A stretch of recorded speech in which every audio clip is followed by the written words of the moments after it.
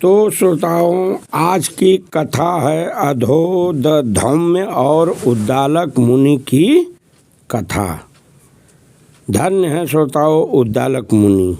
अगर गुरु भक्ति हो, गुरु के प्रति सच्ची श्रद्धा हो तो उद्दालक मुनि जैसी हो।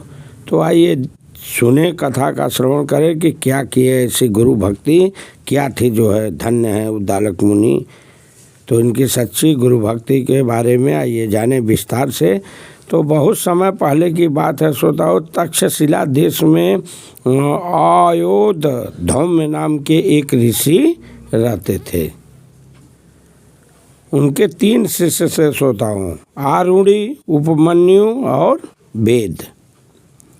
तो एक बार ये आरुणि नाम के जो शिष्य थे, इनको कहें आप जाइए खेत में पानी बरसा है और उसको बांध दीजिए खेत में मेड़, ताकि पानी बहे न। तो ये कहें ठीक है जी गुरुवर। गुरु का आदेश पालन किए गए जो है श्रोताओं, खेत में मेड़ तो बांधने लगे, लेकिन एक जगह ढलान था, वहाँ बहुत मेड़ बांधे। कई बार बांधने का प्रयास करते, लेकिन वहाँ पर बार बार वो मेड़ टूट जाती। पानी का धारा तेज था, वो जो है बहा देता था। मिट्टी थोड़ा गीली थी, इसलिए वहाँ ढलान के वजह से मेड़ टिक नहीं पाता था। बार बार ये बांधते थे, बार बार वो बहा देता था मिट्टी को पानी। इनके समझ में नहीं आया। सोचते सोचे जो है, जब ये मिट्टी बह जा रही है तो क्यों ना मैं खुद जो है लेट जाऊं इतने दूर। तो ये श्रोताओं जो है खुद जो है मेड़ बन गए और लेट गए। इस तरह से पानी की धारा वहाँ बंद हो गई। लेकिन अब श्रोताओं लेट तो गए, फिर अगर ये उठते हैं तो फिर पानी बहने लगेगा। और गुरुदेव का आदेश था कि मेड़ बांध के आना। तो ये सोचे क्यों न जो है अब इसी जगह लेटे ही रहें, नहीं तो पानी बह जाएगा, गुरुदेव बहुत बिगड़ेंगे। इसलिए श्रोताओं वहाँ पर लेटे ही रह गए। सब चेला श्रोताओं उधर जहाँ जहाँ गए थे सब अपने आश्रम पर पहुँच गए, और ये नहीं पहुँचे। ये तो मेड़ बन के बने हुए हैं, बंध गए खेत पर, यहीं पर पड़े हुए हैं। तो अधोधम्य मुनि जो है पूछने लगे कि उपमन्यु से और वेद से कि वो कहाँ रह गया, आरुणि कहाँ है। तो सब कहने लगे जी गुरुदेव, आप ही ने तो कहा था खेत में मेड़ बांधने के लिए, तो वो गया होगा, उधर ही होगा। तो कहें अभी तक तो आया नहीं, चलो हम लोग भी चलते हैं, देखते हैं कि वो वहाँ कर क्या रहा है। तो सभी लोग जो है शिष्य के लिए और अयोधम्य मुनि वहाँ गए और लगे आवाज़ देने, आरुणि आरुणि तुम कहाँ हो, आओ आओ। तो ये आवाज़ दिए, पुकारे जो है खेत की मेड़ बन के बंधे हुए थे और कहने लगे जी गुरुदेव मैं यहाँ हूँ, आपकी आज्ञा स्वीकार्य हो, कहिए क्या आज्ञा है।